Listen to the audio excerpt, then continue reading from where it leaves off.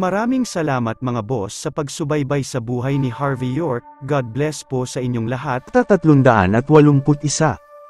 Kung nandito si Harvey York, agad niyang makikilala na ang taong nakatayo habang nakalugmok ang ulo sa sandaling ito ay si Thea York.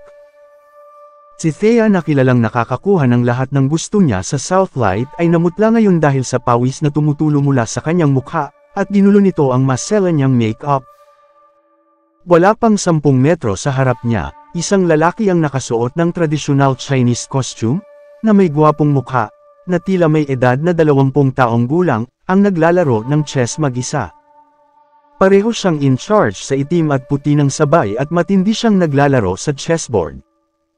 Ang tunog lamang ng mga gumagalaw na piraso ng chess ang paminsan-minsang naririnig sa walang lamang bulwagan. Bagaman, nanginginig si Thea, hindi siya naglakas loob na gumawa ng anumang tunog. Crash! Makalipas ang kalahating oras, nabasag ang jade chessboard sa sandaling ito pagkatapos na ilipat ang huling piraso, tulad ng malalaki at maliliit na beads na nahuhulog, na lumikha ng ding-dong na tunog. Thud! Agad na lumuhad si Thea sa sahig, ngunit, hindi pa rin siya naglakas loob na huminga. Naghintay siya hanggang sa mawala ang lahat ng boses sa bulwagan. Pagkatapos ay nanganginig niyang sinabi habang nasa sahig ang kanyang noo at nakaluhod. Young Master, kasalanan ko itong lahat. Dapat akong parusahan. Tumayo ang lalaking nakaupo sa hotbed at iniunat ang kanyang kamay. Napatingin siya sa kanyang kaliwang kamay. Pumulong siya pagkatapos ng ilang sandali. Nakita mo ba ang taong iyon? Nakita ko siya. Sagot naman ni Thea. Kamusta siya? Hindi mo ari, nag-isip ng mahabang panahon si Thea bago dahan-daang bumigkas ng salita. Hindi mo ari. Kunti lang ang mga tao sa Southlight na kaya mong i-appraise ng ganito. Bahagyang ngumiti ang lalaki. So, mas magaling ba siya kaysa sa akin? Agad na nabasa, sa malamig na pawis ang likod ni Thea. Saglit siyang nakinig bago niya binulong. Paanong mas magaling siya, hindi may kukumpara ang isang langgam sa isang tunay na dragon tulad mo. Sampalan mo ang sarili mo. Walang pakialam na sinabi ng lalaki. Hindi na naglakas loob si Thea na magsalita ng kalokohan. Tinaas niya ang kanyang kamay at binigyan ang sarili ng isang malakas na sampal sa mukha, na nagpamaga sa kanyang mukha. Gayunpaman, hindi siya naglakas loob na huminto nang hindi hinihiling ng lalaki na huminto siya. Pagkaraan ng ilang sandali, kinaway ng lalaki ang kamay niya at sinenyasan si Thea na tumigil na. Ngumiti siya saka sinabi, mahal kong tita, alam mo ba kung bakit hinayaan kong sampalan mo ang sarili mo? Hindi ako nararapat. Ignorante ako. Nanginig si Thea. Si Harvey, ano man ang kanyang mga pagkukulang, dugo pa rin siya ng mga York sa Southlight. Ako, si Quentin York, ay nakababata pa rin niyang kapatid. Sinabi mong langgam siya. Hindi ba para mo na ring sinabi na langgam din ako? Mahinang sinabi ni Quentin. Hindi malakas ang loob ko. Patuloy na gumapang si Thea at nagdugo ang noo niya. Siyempre, malakas ang loob mo. Napakatapang mo. Ngumiti si Quentin. Bueno, tita, tumayo ka na. Dahil ako ang nagpapunta sa iyo sa Niemhi, hindi kita sinisisi. Magsabi ka lang sa akin ng totoo, ang kuya ko, kumusta siya kumpara sa akin ngayon? Nanganginig na tumayo si Thea. Tumingin siya sa ekspresyon ni Quentin. Kailangan niyang nanginginig na magsalita sa sandaling ito kahit na kinatakutan niya siya. Minsan ko lang siya nakita. Subalit, naramdaman kong mas nakakatakot siya kaysa dati, higit pa. Mas nakakatakot kaysa dati. Mahinang tumawa si Quentin matapos itong pag-isipan saglit. Oo, interesting ito. Mula pa noon ay mapaghiganting tao ang kuya ko. Kung talagang iniisip mong natulog sa loob ng 3 taon at pagkatapos at mawala sa paglipas ng panahon, minamaliit mo siya. Nanatiling tahimik sa loob ng 3 taon, at pagkatapos ay biglang lumabas na parang bomba. Siya yon. Ngumiti si Quentin at nagpatuloy. Sa iyong palagay, paano natin siya haharapin? Hindi ako maglakas loob na sabihin ito.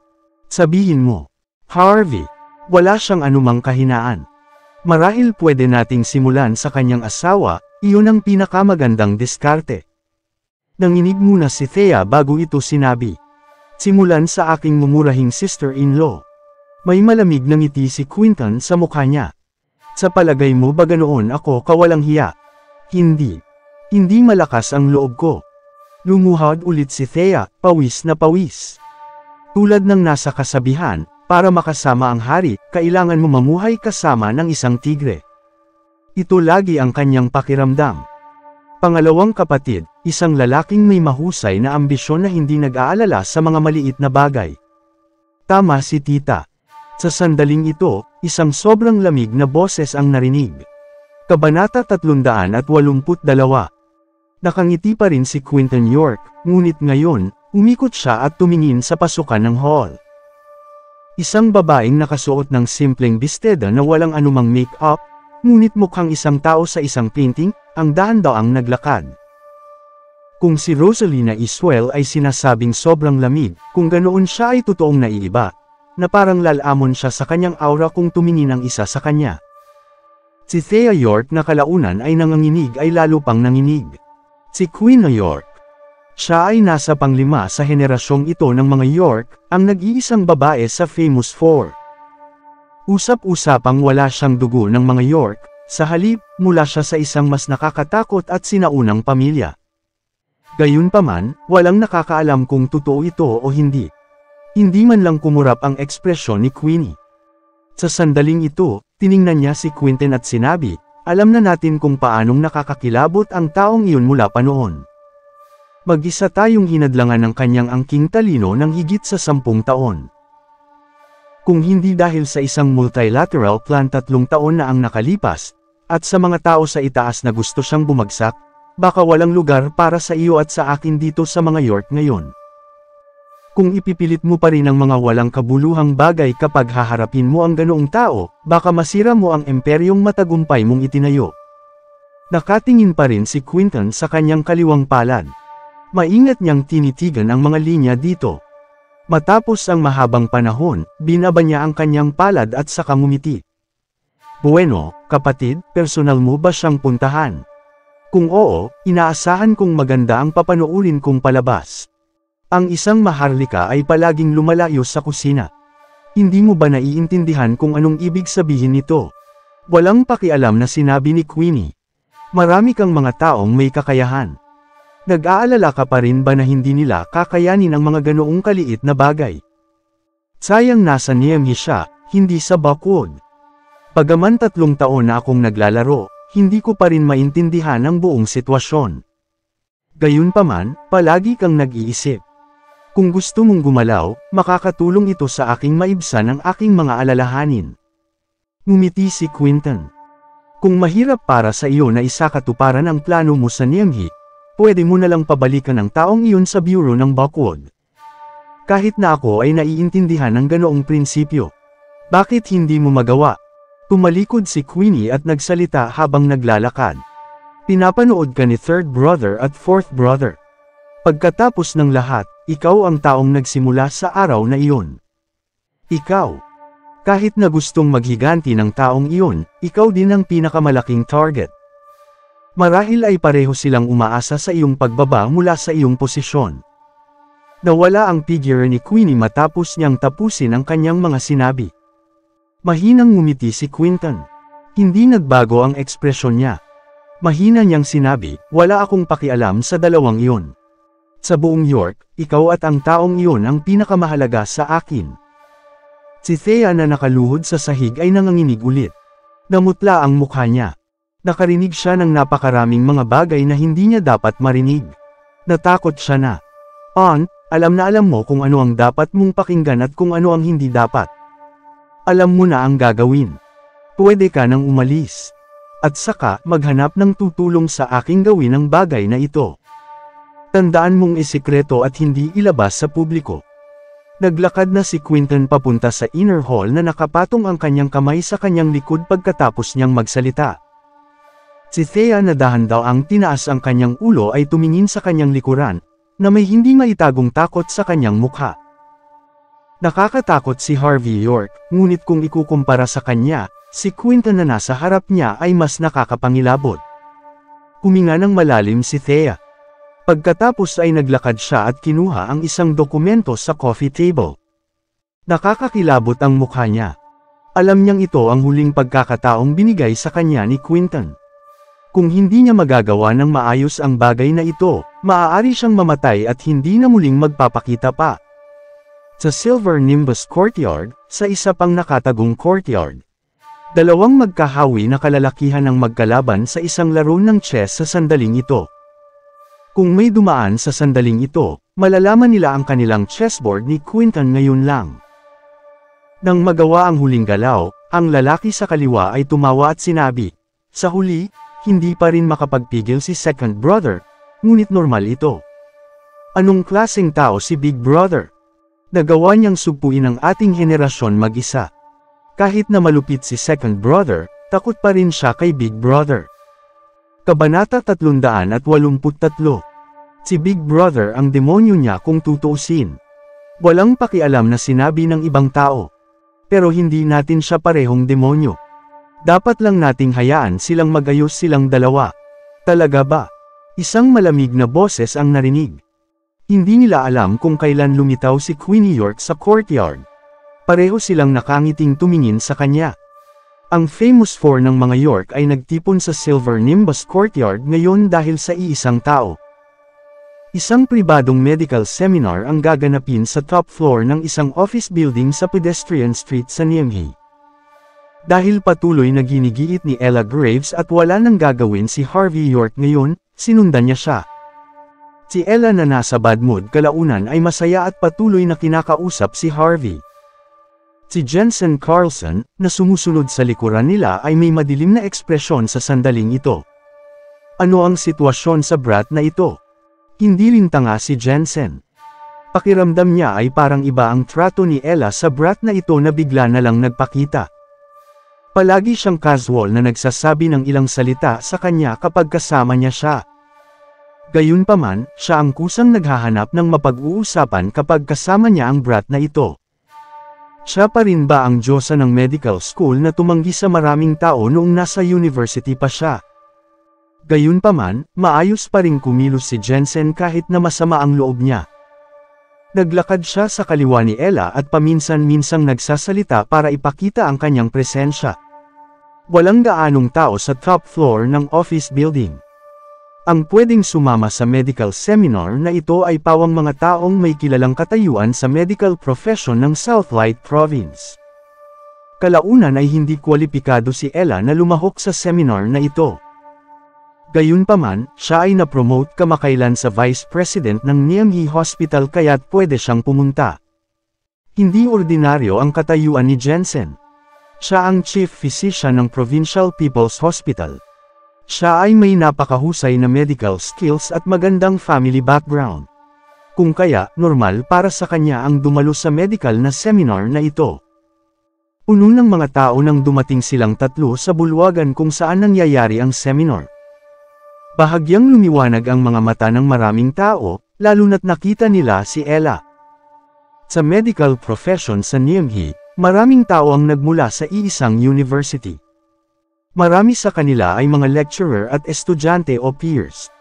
Kaya, maraming tao ang nakakakilala kay Ella. Maraming mga lalaking doktor ang napakabata din. Diretso silang nakatitig kay Ella sa sandaling ito. Walang gaanong magagandang babae sa medical profession. Pagkatapos ng lahat, ang propsyong ito ay napakahirap at nakaka-stress. Karaniwang hindi pa pasok sa medical profession ang mga magagandang babae. Kaya, ang isang magandang babaeng tulad ni Ella ay palaging habulin ng mga lalaki sa medical profession. Pagkatapos ng lahat, mayroon siyang napakahusay na medical skills, katangi-tanging medical ethics, isang kaaya-ayang figure, at first love na mukha. Kahit na maraming doktor ang sanay nang makakita ng iba't ibang mga klase ng mga babae, excited pa rin sila nang makita siya. Sa sandaling ito, may isang masiglang ngunit puno na ng uban na matanda sa podium.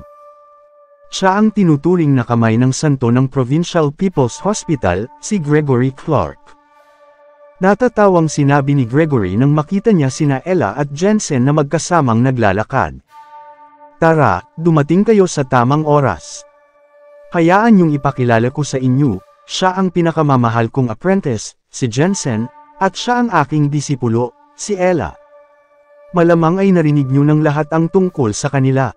Maraming tao ang pumuri sa kanya matapos ang kanyang mga sinabi. Siyempre alam natin ang tungkol sa minamahal na apprentice na si St. Clark. Siya ang namumuno sa medical profession ng Southlight Province sa hinaharap. Malaki talaga ang potensyal ni Director Carlson. Anak siya ng mga Carlson, ang medical family sa Southlight. Hindi lamang bukod tangi ang kanyang pagkakakilanlan, pero tinuruan rin siya ng isang tanyag na lecturer, at meron siyang nakakabilib na medical skills. Pwedeng sabihing si Director Carlson ang Diyos ng medical profession ng Southlight. Nagmula si Jensen sa isang second-class na pamilya mula sa provincial town, ang mga Carlson. Bagaman ang mga Carlson ay isang second-class na pamilya, sa provincial town at maging sa Southlight Province, saan man sila magpunta, ang iba pang mga pamilya ay nagpakita pa rin ng respeto sa kanila. Ito ay dahil, sa tulad ng isang medical family, lahat sila ay mga sikat na doktor. Ang mga taong kumakain ng buong butil noong araw ay kalaunan ay magkakasakit. Karaniwan, mas gugustuhin ng lahat na ma-offend ang mga taong galing sa mga first-class na pamilya kaysa sa mga mula sa mga medical na pamilya. Pagkatapos ng lahat, maaaring humingi ang isa ng tulong sa kanila sa paglaon. Ang katayuan ng mga Carlson ang nangunguna sa medical profession ng Southlight. Kung titingnan lang si Gregory, ang bantog na kamay ng santo na tinanggap si Jensen bilang disipulo ay sapat na para sabihin ang problema. Lahat kayo ay mga senior ko. Nagsisimula pa lang ako. Tama na ang papuri niyo sa akin. Sa sandaling ito, itinulak ni Jensen ang kanyang gold-framed na salamin at malumanay na nagsalita. Medyo mapagmataas siya nang sinabi niya ito. Ang kanyang katayuan sa medical profession ay hindi may isip ng mga ordinaryong tao. Hindi niya namalayang tumingin kay Ella, habang iniisip ito, nais makita ang paghanga ng mga mata niya. Gayunpaman, kumibot ang mga sulok ng kanyang mga mata at, sa akin. Sa sandaling ito, itinulak ni Jensen ang kanyang gold-framed na salamin at malumanay na nagsalita. Medyo mapagmataas siya nang sinabi niya ito. Ang kanyang katayuan sa medical profession ay hindi may isip ng mga ordinaryong tao. Hindi niya namalayang tumingin kay Ella, habang iniisip ito, nais makita ang paghanga ng mga mata niya. Gayunpaman, kumibot ang mga sulok ng kanyang mga mata at halos madulas siya. Kabanata 384. Hindi pinakinggan ni Ella Graves ang sinasabi ng ibang tao sa buong oras. Sa halip, patuloy siyang nakikipag-usap kay Harvey York sa mahinang boses. Harvey, ang medical seminar na ito ay hindi parang lecture na nagpasikat sa common sense. Mukhang mayroong mga major discoveries sa medical profession ng Southlight na i-announce sa medical seminar na ito. Natakot si Ella na hindi maunawaan ni Harvey kung para saan ang medical seminar na ito. Kung kaya, nagpaliwanag siya kay Harvey sa isang mahinang boses sa ngayon. Tumango si Harvey at tumingin sa posisyon ng podium. Mayroong isang malaking screen sa likod ng podium, at ang mga malalaking karakter na nakatype sa screen sa sandaling ito. Ang pinsala sa myocardial ay pwedeng gumaling sa pamamagitan ng cell regeneration. Pagkatapos ang mga pangalan na nakasaad ay Gregory Clark at Jensen Carlson. Bagaman wala masyadong alam si Harvey sa medical profession, alam din niyang ang tinatawag na pinsala sa myocardial ay karaniwang tumutukoy sa myocarditis. Napakahirap gamutin ang sakit na ito. Maayos ang mild illness, hanggat ang pasyente ay may sapat na pahinga sa weekdays, pwede itong kusang gumaling. Gayunpaman, malaking problema ang severe illness. Kung hindi nag-iingat ang pasyente, baka mamatay siya. Ang tradisyonal na paraan ng paggamot sa severe myocarditis ay ang sumailalim sa operasyon. Gayunpaman, kinakailangan ng mga highly skilled surgeons upang maisagawa ang operasyong ito. Maraming mga pasyenteng nasa malubhang lagay ang madalas namamatay sapagkat wala silang mapuntahan para magpagamot. Kumislap ang mga mata ni Harvey pagkatapos tingnan ng sandali ang introduction. Pamilyar siya sa mga salita. Saan niya ito narinig dati? Ang di umano'y cell regeneration healing method na ito ay tumutukoy sa isang pagpapagaling sa severe myocarditis nang hindi sumasailalim sa anumang operasyon at umaasa lamang sa regeneration ability ng mga cell. Hindi eksperto si Harvey sa medisina, ngunit gayunpaman, pakiramdam niya parang may mali. Subalit, naimbitahan siya sa medical seminar na ito, kaya't wala siyang sinabi sa ngayon. Sa oras na ito, excited ang lahat ng mga medical personnel sa paligid. Siguradong sulit ang makakadalo sa medical seminar na ito. Kung magiging matagumpay ang naturang teknolohiya, tiyak na gagawa ito ng pangalan sa kasaysayan ng medisina, at sila rin ang tinaguri ang mga saksi ng makasaysayang sandaling ito. Samantala, si Gregory Clark na nasa podium ay lumapit kay Jensen Carlson. Nakangiti niyang sinabi, "Mga kasama, may ipapaliwanag ako sa inyo bago ko opisyal na simulan ang medical seminar. Ang latest treatment para sa myocardial damage ay hindi ko naimbento, ngunit ang aking apprentice." Masusi itong pinag-aralan ni Jensen, at nakaabot sa isang conclusion pagkatapos ng hindi mabilang na mga eksperimento. Bilang lecturer niya, nahihiya ako. Hindi ko siya masyadong tinulungan sa bagay na ito. Pinigyan ko lang siya ng laboratorio at ng patron. Ngunit pagkatapos lumabas ang mga resulta sa pagsasaliksik, pinilit niyang idagdag ang pangalan ko sa harap. Kahit na pagrespeto niya ito sa akin, parang nahihiya pa rin ako. Kung kaya, ang medical seminar na ito ay dapat na i-host ng apprentice kong si Jensen. Okay lang naman ang lahat doon, di ba? Natuwa ang madla matapos ang kanyang mga salita. Talagang talentado si Director Carlson. Noong nasa edad niya ako, nagtatrabaho pa rin ako sa emergency department. Magiging epic breakthrough ito sa paggamot ng myocarditis sa sandaling mailabas ang naturang mga resulta sa pagsasaliksik. Maraming mga eksperto sa medical profession ang nagsasaliksik nito sa loob ng maraming taon ngunit hindi sila makapaglabas ng resulta. Hindi ko inaakalang sa wakas ay magtatagumpay si Director Carlson. Pinabawasan nito ang mga dekada ng medical research sa ilang taon.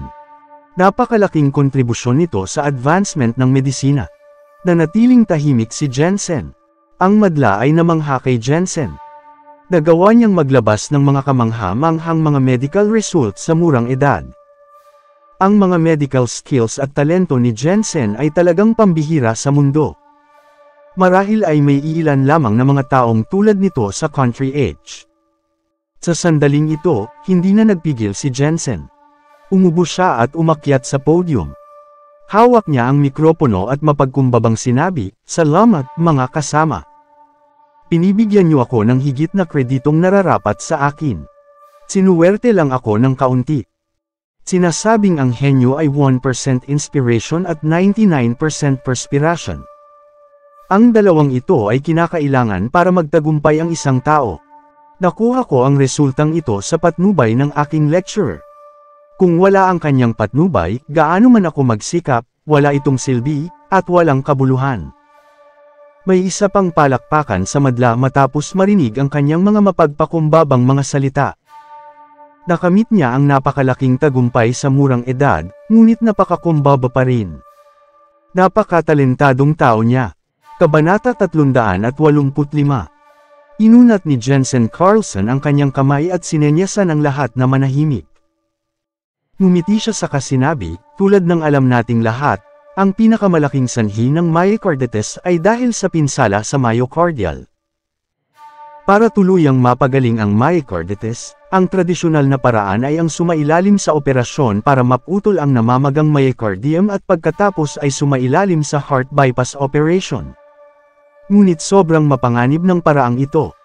Sa isang banda, kailangang indahin ng mga pasyente ang malaking financial pressure. Sa kabilang banda, napakalaking pagsubok din ito para sa kakayahan nating mga doktor. Marami sa mga nangungunang figure sa surgical profession ang may napakaraming similar na mga ganitong operasyon. Nagdulot din ito ng kamatayan sa maraming pasyenteng may kritikal na sakit dahil hindi nila kayang mag-ayos ng petsa para sa operasyon. Responsibilidad natin ito. Nagdalamhati si Jensen at nagpatuloy, gayunpaman, may limitasyon sa enerhiya ng tao. Kahit na may kasanayan ang lahat ng mga doktor natin, kahit kaya natin mag-opera ng 24 oras sa isang araw. Ngunit kokonti pa rin ang mga pasyenteng kaya nating sagipin. Napakasakit ng loob ko tungkol dito. Ang madla ay napahingal sa paghanga at bawat doktor ay nakaka-relate dito, matapos itong marinig. Lahat ng nandoon ay isang doktor. Sinong doktor ang ayaw gamutin ng mga pasyente? Gayunpaman, ay may limitasyon sa enerhiya ng tao. Maraming mga doktor ang sinuko na ang kanilang weekends at bakasyon ngunit hindi pa rin matugunan ang mga pangangailangan ng malaking bilang ng mga pasyente. Naunawaan ito ni Director Carlson sa murang edad. Nalampasan na niya ang maraming mga doktor tungkol dito. Karamihan sa mga doktor ay naghahangad na gamutin ang mga pasyente sa abot ng kanilang makakaya, ngunit hindi nila ito naisip ng malalim. Maraming nangungunang figure ng medical profession ang tahimik na tumango sa sandaling ito. Siya talaga ay karapat-dapat na maging anak ng mga Carlson at estudyante din ni Gregory Clark. Ang bawat isa sa mga nangungunang figure ay may napakahusay na medical skills at nag-aral sa medical profession sa loob ng maraming taon, ngunit wala sa kanila ang nakagawa ng anumang groundbreaking research. Gayunpaman, ang binata sa harapan nila ay gumawa ng napakahalagang pagsaliksik sa medisina. Ang galing! Talagang kamangha-mangha siya. Gumaan din ang pakiramdam ni Gregory matapos marinig ang sinabi ni Jensen. Haha, tamang tao ang pinili ko. Tama talaga ang pagpili niyang turuan si Jensen ng lahat ng kanyang medical skills. Hindi lamang siya nagkaroon ng magagaling na medical skills, ngunit maging ang kanyang medical ethics ay kayang yanigian ang mundo. Hindi isang exageration ang sabihin siya ang muling pagsilang ni Hippocrates. Ang ganoong tao ay magiging perpekto para sa kanyang disipulo, si Ella Graves. Kung magkatuluyan silang dalawa, magiging maganda ito at marami silang mabibigay na mga kamangha-manghang kontribusyon sa medical profession ng country age. Si Ella na hindi nakikinig noon kay Jensen ay hindi mapigil ang tumango ng palihim sa sandaling ito. Ang kanyang senior ay talagang isang taong may kakayahan. Tanging ang mga nasa medicine profession lamang ang kayang umunawa kung gaano kapambihira at kamangha-mangha ito para sa kanya na gumawa ng nasabing groundbreaking research. Sa sandaling ito, isang nangungunang figure sa medical profession ay hindi mapigil ang sabihin, Carlson, talagang extraordinary ka. Nakita niya ang katotohanan kaming mga matatanda na hindi makita sa murang edad. Hindi nakakagulat na nagawa niyang maglabas ng groundbreaking research sa medisina. Kung may anak akong babae, siguradong gugustuhin kong maging son-in-law kita. Hahaha, huwag mo nang isipin iyan, old Shen. My sweetheart si Jensen. Hindi mo ba napansin na ngayon lang ay may kasama siyang isang magandang babae? Disipulo yun ni Gregory. Ang isa ay ang kanyang apprentice, ang isa naman ay ang kanyang disipulo. Para silang pares na hulog ng langit. Palaging mahal ni Big Brother si Little Sister. Ang mga naging doktor ay pawang matatalino. Sa kasong ito, alam ng lahat kung ano ang sasabihin sa sandaling ito. Ngumiti si Jensen nang walang imik. Bilang isang apprentice ni Gregory at anak din ng mga Carlson, matagal na siyang sanay sa mga ganitong sitwasyon at okasyon na hinahangad ng mga tao. Nagiging proud pa si Jensen lalo na nang tumingin sa kanya si Ella na may konting paghanga. Ito ang epektong nais niya.